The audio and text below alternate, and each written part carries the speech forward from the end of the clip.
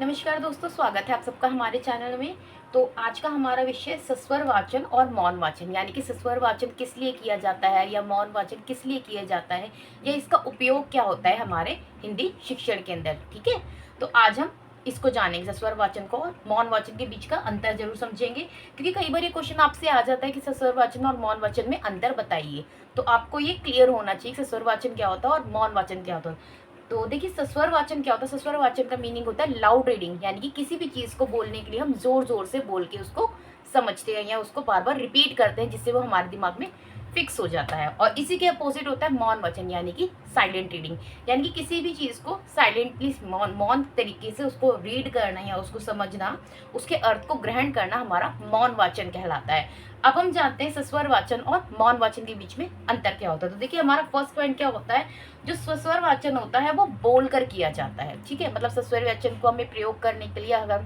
मुझे किसी चीज का सस्वर वाचन करना है तो मैं उसको बोल बोल के रिपीट करूंगी या बोल बोल के उसको समझूंगी। ठीक है, नेक्स्ट होता है आपका मौन वाचन। अब मौन वाचन क्या होता है, ये चुपचाप किया जाता है या अकेले एकांत में बैठ के किया जाता है। इसके लिए आपको जोर से बोलने की जरूरत नहीं होती, ये हमारा मौन वाचन कहलाता है। नेक्स्ट इसमें अंतर क्या होता है, यह स्वर युक्त होता है, यानी कि अगर हमने सस्वर वाचन का प्रयोग करना है तो इसके अंदर स्वरों का प्रयोग किया जाता है, और क्योंकि हमें जोर जोर से बोलना है तो हमें स्वरों का प्रयोग करना पड़ता है। अब मौन वाचन के अंदर सस्वर की जरूरत नहीं होती, ये बिना स्वरों के ही किया जा सकता है, क्योंकि इसको आपने सेल्फ रीडिंग करनी है या साइलेंट रीडिंग करनी है, तो इसके लिए हमें स्वरों की आवश्यकता नहीं होती है। नेक्स्ट क्या होता है, इसमें कक्षा का वातावरण स्वरमय होता है, यानी कि अगर हम कक्षा में लाउड रीडिंग करते हैं तो क्या कहते हैं, एक स्वर का वातावरण बनता है। ठीक है, लेकिन मौन वाचन में क्या होता है, इसका जो वातावरण होता है वो शांति में, यानी कि पिन ड्रॉप साइलेंट में किया जाता है हमारा मौन वाचन। नेक्स्ट इसके अंदर क्या आता है, सस्वर वाचन जो होता है वो छोटी कक्षाओं के लिए अधिक उपयोगी होता है, यानी कि जितनी भी छोटी क्लासेस होती हैं, हमें बच्चे को कोई भी क्या कहते हैं कोई शब्द सिखाना है या कोई भी उसको वाक्य समझाना है या वाक्य उसको याद करवाना है, तो उसके लिए हम सस्वर वाचन का प्रयोग करते हैं। लेकिन इसी के विपरीत जो हमारा मौन वाचन होता है, ये बिल्कुल मतलब कि ये बड़ी कक्षाओं में यूज किया जाता है। ठीक है, इसको मतलब कि छोटी कक्षाओं में इसकी कोई उपयोगिता नहीं होती, ये हमारी बड़ी कक्षाओं के अंदर मौन वाचन यूज किया जाता है। नेक्स्ट इसमें क्या होता है, जो हमारा सस्वर वाचन होता है इसके अंदर आपकी पढ़ने की जो स्पीड होती है या पढ़ने की जो गति होती है वो धीमी होती है, लेकिन जो मौन वाचन की गति होती है वो कई बार तेज भी हो सकती है, वो धीरे भी हो सकती है, वो व्यक्ति के ऊपर निर्भर करती है वो किस तरीके से मौन वाचन कर रहा है। ठीक है, नेक्स्ट इसको क्या होता है, इसमें समझने पर कम बल दिया जाता है, क्योंकि हम अगर हम बार बार चीज को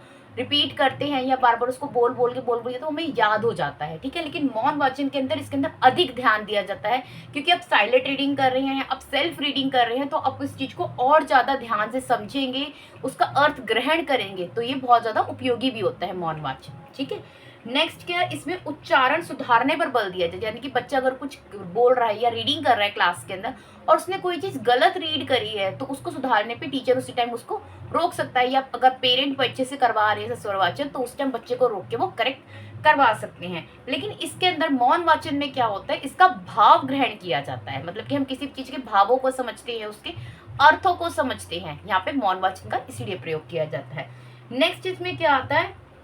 कि जब हम बच्चों से छोटी कक्षाओं में हम स्वर वाचन करवाते हैं तो बच्चे को किसी भी चीज को बोलने के लिए या किसी भी चीज को समझने के लिए ना लय का प्रयोग, उसको लय